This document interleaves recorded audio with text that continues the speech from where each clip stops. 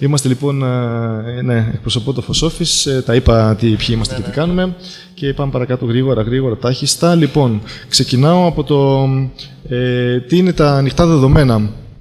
Ο Tim Berners-Lee, έτσι αρκετά γνωστός στον χώρο του διαδικτύου, έχει δώσει τον λεγόμενο ορισμό των 5 αστέρων σε σχέση με τα ανοιχτά δεδομένα. Όσο περισσότερα αστέρια έχει, ας πούμε, κάποιο set δεδομένων, τόσο πιο πιστά ακολουθεί τους κανόνες της ανοιχτότητας. Και κάθε επόμενο επίπεδο προϋποθέτει ότι εκπληρούνται και όλα τα προηγούμενα. Πάμε να δούμε γρήγορα και βιαστικά. Ανέβασε τα δεδομένα σου στο web σε οποιαδήποτε μορφή με ανοιχτή άδεια. Μπορεί να είναι σκαναρισμένα, μπορεί να είναι ένα PDF. Αυτό είναι το πρώτο επίπεδο ανοιχτότητας των δεδομένων. Το δεύτερο επίπεδο ανοιχτότητας, ανέβασέ τα σε δομημένη μορφή. Να μην είναι σκαναρισμένα, να είναι για παράδειγμα ένα Excel. Να μπορούν να είναι νούμερα, να μπορούν να υποστούν κάποια επεξεργασία. Το τρίτο επίπεδο είναι να χρησιμοποιήσεις μια μη ιδιόκτητη μορφή για να ανεβάσεις τα δεδομένα σου. Για παράδειγμα ένα CSV αντί για ένα φύλλο Excel. Το τέταρτο επίπεδο είναι να χρησιμοποιήσεις τα λεγόμενα URI, να δώσεις μια διεύθυνση σε αυτά τα δεδομένα, ώστε κάποιος να μπορεί να τα βρει και να παραπέμψει σε αυτά σε κάποια χρήση που τους κάνει. Και το τελευταίο επίπεδο είναι να συνδέσεις τα δεδομένα σου με άλλα ανοιχτά δεδομένα, ώστε να μπορείς, ανακαλύπτοντας ένα σετ δεδομένων, να οδηγηθείς σταδιακά και σε άλλα σχετικά δεδομένα, να ανακαλύψεις τον πλούτο δηλαδή της πληροφόρησης και της γνώσης, ξεκινώντας από ένα σετ δεδομένων. Αυτά λοιπόν είναι τα 5 επίπεδα των ανοιχτών δεδομένων και για αυτά τα πράγματα μιλάμε. Εγώ ξεκίνησα, δεν διατείνομαι ότι είμαι ειδικός στα ανοιχτά δεδομένα. Αυτό που με οδήγησε εδώ να κάνω αυτή την παρουσίαση εδώ πέρα είναι ένας ενθουσιασμός που μου βγήκε όταν έπεσε στα χέρια μου αυτό εδώ το βιβλίο, το οποίο λέγεται The Open Book. Είναι ένα βιβλίο που συντάχθηκε το 2012 μετά από το Open Knowledge Festival που έγινε στο Ελσίνκι της Φινλανδίας. Πρόκειται για 25 άρθρα από ανθρώπους που έχουν δουλέψει πάνω στα ανοιχτά δεδομένα από διάφορες σκοπιές, σε διάφορους τομείς, με μεγάλο εύρος, από το κράτος μέχρι τις επιχειρήσεις, από το σχεδιασμό, ας πούμε, μέχρι την εκπαίδευση και την ανάπτυξη. Και σκοπός αυτού του βιβλίου είναι να προσφέρει μια αρχική εξερεύνηση μοναδικών πτυχών των ανοιχτών δεδομένων. Και θα σας παρουσιάσω σύντομα, ας πούμε, κάποιες πτυχές που παρουσιάζονται σε αυτό εδώ το βιβλίο. Τα ανοιχτά υλικά. Τα ανοιχτά δεδομένα, μάλλον, σε συνδυασμό με ανοιχτές μεθόδους κατασκευής, μας έχουν δώσει τη δυνατότητα, συνδυάζοντάς τα, να δώσουμε πραγματικές λύσεις φθηνές και εφικτές σε προβλήματα της καθημερινότητας. Ένα πολύ χαρακτηριστικό παράδειγμα, το οποίο θα το δούμε και στη διάρκεια του τριημέρους αυτού, είναι η εκτύπωση, η τρισδιάστατη εκτύπωση, η οποία έχει καταστεί δυνατή ακριβώς επειδή μπορούμε και μοιραζόμαστε τη γνώση σε σχέση με αυτά τα πράγματα. Τα συνδεδεμένα ανοιχτά δεδομένα, όπως είπαμε και πριν, είναι δεδομένα τα οποία συνδυαζόμενα μεταξύ τους μπορούν να μας δώσουν μια μεγαλύτερη εικόνα της πραγματικότητας που μας περιβάλλει, μας επιτρέπουν να ανακαλύψουμε τη γνώση ξεκινώντας από ένα κομμάτι, από μια κλωστή και ξετυλίγοντας το κουβάρι, ακριβώς επειδή το ένα μπορεί να μας οδηγήσει το άλλο και να μας βοηθήσει να ανακαλύψουμε ένα πλούτο δεδομένων που διατίθενται ανοιχτά. Για τα ανοιχτά πολιτισμικά δεδομένα δεν έχω να πω τίποτα μετά από την παρουσίαση που μας έκανε η Γεωργία. Το μόνο που έχω να πω είναι ότι για κάθε ένα από αυτά τα δύο που έχω πει μέχρι τώρα, συν τα άλλα τρία που θα ακολουθήσουν, φανταστείτε ότι θα μπορούσε κανείς να κάνει μια ολοκληρωμένη παρουσίαση όπως αυτή που μας έκανε η Γεωργία και να πει αυτά και ακόμα περισσότερα πράγματα. Άρα αυτά που λέω, τα λέω πάρα πολύ σύντομα γιατί έχω 7,5 λεπτά στη διάθεσή μου. Σε σχέση με τα πολιτιστικά δεδομένα, να πω ένα πράγμα μόνο, ότι μας δίνουν τη δυνατότητα, το γεγονός ότι έχουμε ανοιχτά δεδομένα στον πολιτισμό, μας δίνει τη δυνατότητα να θεωρήσουμε για πρώτη φορά τον πολιτισμό ως ολότητα, τον ανθρώπινο πολιτισμό ως ολότητα, γιατί ακριβώς μπορούμε να συνδέσουμε πολλά πράγματα μεταξύ τους, τα οποία ήταν κατακαιρματισμένα μέχρι σήμερα. Δεν είχαμε τη δυνατότητα να τα συνδυάσουμε. Περνάμε λοιπόν μετά στις ανοιχτές πόλεις. Τα ανοιχτά δεδομένα στις πόλεις, εφαρμόζοντάς τα σε μία πόλη, τις προσδίδουν ευφυΐα. Η πόλη αρχίζει και γίνεται έξυπνη, αρχίζει και αλληλεπιδράει με τους πολίτες, και όταν λέμε ότι αλληλεπιδράει με τους πολίτες, σημαίνει ότι τους θεωρεί ενεργούς, δραστήριους, συμμετοχικούς, και ενεργοποιεί δυνατότητες όπως ο συμμετοχικός προϋπολογισμός, όπως η συμμετοχική λήψη αποφάσεων κτλ. Αλλά όχι μόνο αυτό, επίσης και την επικοινωνία των πόλεων μεταξύ τους. Μπορούν να ανταλλάξουν δεδομένα, να ανταλλάξουν εφαρμογές και καλές πρακτικές, και να αρχίσει να δημιουργείται ένα δίκτυο πολιτών μέσα στην πόλη και πόλεων μέσα στο γεωγραφία. Η δημοσιογραφία των δεδομένων, βέβαια, είναι κάτι το οποίο δεν έχει προηγούμενο, νομίζω, στην ιστορία μας. Τα ανοιχτά δεδομένα μας δίνουν τη δυνατότητα να δημιουργήσουμε εικόνες για την καθημερινότητα, βασιζόμενοι, έτσι, να δημιουργήσουμε ιστορίες πραγματικές, βασιζόμενοι πάνω σε πραγματικά δεδομένα. Αυτό το πράγμα μας δίνει μια φοβερά μεγάλη δύναμη. Ένα παράδειγμα, για να κλείσω, θα σας το πω το παράδειγμα στο διάδρομο, και φυσικά δεν θα μπορούσαμε να μην αναφερθούμε στην ηθική των hacker. Πιστεύω ότι παρόλο που έχει φορτιστεί με πολύ αρνητική πιθανόν, έτσι, ενέργεια η λέξη hacker κυρίως από τα κυρίαρχα media, είναι οι άνθρωποι οι οποίοι πάντα πρέσβευαν την ανοιχτότητα της γνώσης και την χρησιμοποιούσαν για να διευρύνουν τους ορίζοντες, ας πούμε, της δράσης και να βελτιώσουν, ας πούμε, την καθημερινότητα των ανθρώπων. Ανοιχτά δεδομένα σημαίνουν ελεύθερη πρόσβαση στα δεδομένα, σημαίνουν απελευθέρωση της δημιουργικότητας, σημαίνουν πληροφόρηση και συμμετοχή, άρα σημαίνουν ότι ενεργοποιούν τη δημοκρατικότητα, τη δημοκρατία μέσα στην κοινωνία των ανθρώπων. Ευχαριστώ πολύ. Να έρθει ο Χαράλαμπος. Λοιπόν, Χαράλαμπος Μπράτσας ονομάζομαι. Είμαι πρόεδρος του παραρτήματος του Ιδρύματος Ανοιχτής Γνώσης στην Ελλάδα. Το Ίδρυμα Ανοιχτής Γνώσης στην Ελλάδα είναι επίσημο παράρτημα του Ιδρύματος Ανοιχτής Γνώσης. Ουσιαστικά το Ίδρυμα Ανοιχτής Γνώσης ξεκινάει από το 2004 στην Αγγλία, στο Ηνωμένο Βασίλειο, και ασχολείται με το να γίνουν τα ανοιχτά δεδομένα ανακτήσιμα από όλους και να αποκτήσουν κάποιο νόημα και κάποια αξία, έτσι ώστε να λύνουν αυτό που θέλει να πει, ένα πραγματικό πρόβλημα.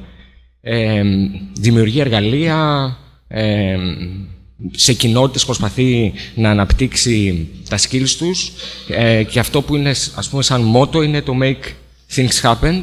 Εργαλεία όπως το SICAN, όπως το Open Spending και άλλες δράσεις όπως το School of Data. Εκτείνεται σε 40 χώρες. Η Ελλάδα, όπως είπαμε, είναι επίσημο παράρτημα του Open Knowledge Foundation. Υπάρχουν ambassadors, υπάρχουν local initiatives και chapters. Από το 2011 είμαστε επίσημο παράρτημα με διάφορες δράσεις στην Ελλάδα και στο εξωτερικό. Ουσιαστικά αυτό που εγώ θέλω να μιλήσω σήμερα είναι για την ελληνική πραγματικότητα στον Open Knowledge Foundation. Το 2013 έγινε μια έρευνα από το Open Knowledge Foundation σε 69 χώρες. Η Ελλάδα δεν μπορούμε να πούμε ότι ήταν και πάτος, ούτε ότι ήταν και στις πρώτες θέσεις όσο αφορά την ανοιχτότητα σε 10 datasets. Κυρίως η Ελλάδα έχει αυτόν τον βαθμό που έχει, ούτε το υψηλό ούτε το χαμηλό, για δύο λόγους. Γιατί δεδομένα μπορεί να υπάρχουν, βρίσκουμε κάποια δεδομένα, αλλά τα περισσότερα από αυτά δεν έχουν αδειοδότηση, δεν έχουν κάποια άδεια χρήσης και δεν είναι αυτό που λέμε μηχαναγνώσιμα ή κατανοητά από τις μηχανές. Οπότε, σαν Open Knowledge Foundation, υπάρχουν δεδομένα, δεν είναι ανοιχτά και δεν δημιουργούν γνώση όσο αφορά την Ελλάδα. Αυτό το ανέφερε και ο Βασίλης. Ουσιαστικά, το μόνο που θέλω να σταθώ εδώ είναι ότι στα συνδεδεμένα δεδομένα έχουμε περισσότερη γνώση. Γιατί πλέον τα δεδομένα μας περιγράφονται νοηματικά, δηλαδή έχουμε αυτό που λέμε το σημασιολογικό ιστό, περιγράφονται νοηματικά και μπορούν να διασυνδεθούν μεταξύ τους, οπότε μπορούν να ανακτήσουμε όχι ένα σύνολο από δεδομένα, αλλά μπορούμε να ανακτήσουμε συνδυασμούς από αυτά τα σύνολα από τα δεδομένα που έχουν πλέον περιγραφεί νοηματικά. Το Open Knowledge Foundation έχει δημιουργήσει τα πρώτα dataset στο Linked Open Data Cloud, στα διασυνδεδεμένα δεδομένα, ξεκινώντας ουσιαστικά με την Wikipedia, που είναι η σημασιολογική αναπαράσταση της Wikipedia. Ήταν η πρώτη δράση με μη λατινικούς χαρακτήρες της Wikipedia και άλλα δεδομένα που έχουν διασυνδεθεί μεταξύ τους. Θα εξηγήσω γιατί αυτό είναι σημαντικό αργότερα σε κάποια παραδείγματα. Μία πρόσφατη δράση του Open Knowledge Foundation Greece και άλλων Open Knowledge Foundation ήταν το Data Census σε ελληνικές πόλεις, στο οποίο έχω αφήσει κάποια φυλάδια που έχουν τα βασικά στοιχεία. Έχει και online, εδώ σε αυτό το URL μπορείτε να δείτε ουσιαστικά 10 πόλεις κάποια δεδομένα. Έχουμε βγάλει και ένα online βιβλίο σαν report από 69 σελίδες που αναλύουμε όλη την έρευνα που έχει γίνει. Η έρευνα έχει γίνει από 26 άτομα που συμμετείχαν σε αυτή την έρευνα. Και κάποιες εφαρμογές για να καταλάβουμε και λίγο τι μπορούμε να κάνουμε με τα ελληνικά δεδομένα στην Ελλάδα. Καταρχήν μπορούμε να επαναχρησιμοποιήσουμε ήδη ανοιχτού κώδικα λογισμικό που έχει βγάλει το Open Knowledge Foundation, όπως είναι το Open Spending. Έτσι, δεδομένα που έχουν να κάνουν με το πού δαπανούνται τα χρήματα, να βλέπουμε διάφορα ωραία γραφικά visualization, έτσι ώστε να έχουμε μια πιο κατανοητή εικόνα στο πού δαπανούνται τα χρήματα και πού ξοδεύεται ο προϋπολογισμός. Αυτά τα δεδομένα έχουν να κάνουν με τη διάβγεια. Μπορούμε να βάλουμε δεδομένα. Πρόσφατα ο Δήμος Αθηναίων έβγαλε και τον προϋπολογισμό του και την εκτέλεσή του. Έχουμε βάλει και τα δεδομένα του Δήμου Αθηναίων. Θα μπορούσαν και άλλοι Δήμοι να ακολουθήσουν αυτό το παράδειγμα, οπότε να έχουμε όμορφα visualization και να γίνονται κατανοητό. Στα συνδεδεμένα όμως δεδομένα, τι μπορούμε να πετύχουμε? Μπορούμε να πάρουμε, αυτό είναι ένα παράδειγμα, παίρνουμε ουσιαστικά τα δεδομένα από τη διάβγεια που βλέπουμε τι ξοδεύει η κάθε γαδά, και υπάρχουν και άλλα δεδομένα ανοιχτά που δίνει η αστυνομία, που δείχνει την εγκληματικότητα. Οπότε μπορούμε να βγάζουμε και κάποιους δείκτες. Αυτό είναι πολύ απλό παράδειγμα. Φανταστείτε όμως να μπορούσαμε να είχαμε πάρα πολλά τέτοια δεδομένα και να μπορούσαμε να τα συνδέσουμε μεταξύ τους, τι θα μπορούσαμε να κάνουμε. Να βγάλουμε κάποιους δείκτες ή κάποια γραφικά, πόσα χρήματα δαπανούνται αναγαδά και πόση εγκληματικότητα ή και άλλα πράγματα έχει αντιμετωπίσει συγκεκριμένη υπηρεσία. Και άλλα τέτοια γραφικά με χάρτες και συνδυασμένα και με τον Καλλικράτη, οπότε μιλάμε για ανοιχτά δεδομένα στη διαφάνεια. Μπορούμε να μιλήσουμε και για ανοιχτά δεδομένα στην εκπαίδευση, όπως είναι αυτό το παιχνίδι που ουσιαστικά είναι ένα παιχνίδι ερωταπαντήσεων, κρεμάλες κτλ. Ένα παιχνιδάκι γνώσης. Αυτό το παιχνιδάκι όμως η ιδιαιτερότητά του είναι ότι οι ερωταπαντήσεις δημιουργούνται αυτόματα. Δεν τις βάζει κάποιος χρήστης, ούτε δημιουργούνται από τη γνώση που υπάρχει από τη Wikipedia μέσω της Wikipedia, δηλαδή μέσω της σημασιολογικής αναπαράστασης της Wikipedia. Οπότε η ίδια μηχανή μπορεί να γνωρίζει τι σημαίνει ουσιαστικά, τι είναι η σημαία ότι είναι σημαία αυτής της χώρας, ή ότι αυτή η φωτογραφία είναι αρκούδα ή οτιδήποτε τέτοιο, ή πότε γεννήθηκε κάποιος συγκεκριμένος καλλιτέχνης κτλ.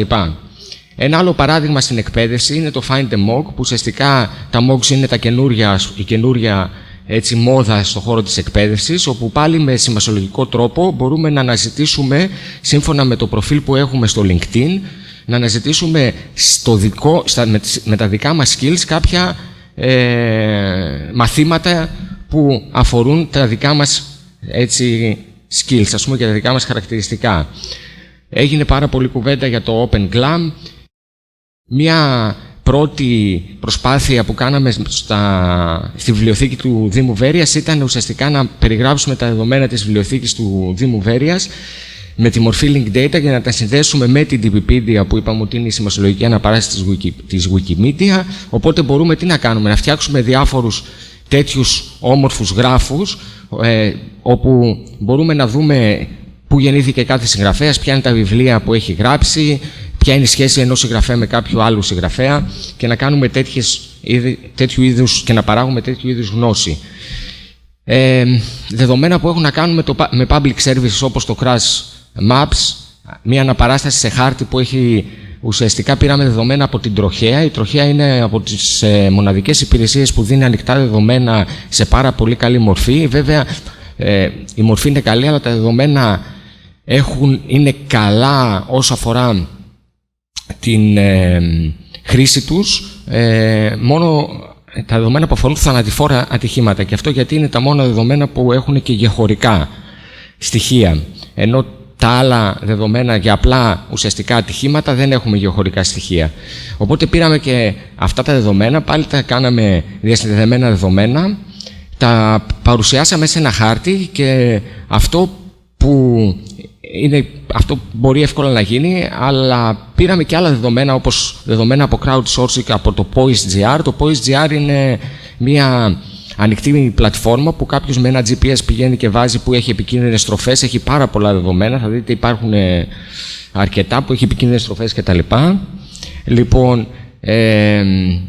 οπότε συνδυάζουμε αυτά τα δεδομένα και μπορούμε και εδώ να δούμε αν υπάρχει κάποια συσχέτιση και φυσικά μια ωραία οπτικοποίηση. Επίσης ένα άλλο είναι το Find a School που έχουμε κάποια στοιχεία για τα σχολεία, πολύ λίγα στοιχεία για τα σχολεία γιατί δεν υπάρχουν αυτά τα στοιχεία, ελπίζουμε ότι θα δοθούν.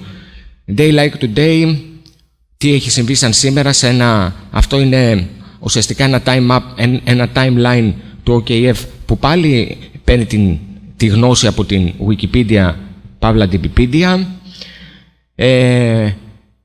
Μία από τις τελευταίες δράσεις μας ήταν το Apps for Θεσσαλονίκη, ουσιαστικά ένα κάλεσμα, ένας διαγωνισμός για εφαρμογές στη Θεσσαλονίκη που είχε να κάνει με ανοιχτά δεδομένα, δημιουργήθηκαν αξιόλογες εφαρμογές. Αυτό θα συνδεθεί με το Apps for Europe που είναι μια αντίστοιχη πρωτοβουλία για την Ευρωπαϊκή Ένωση. Άλλες δράσεις είναι ουσιαστικά η μετάφραση των βιβλίων στα ελληνικά, όπως είναι το εγχειρίδιο ανοιχτών δεδομένων και το Data Journalism.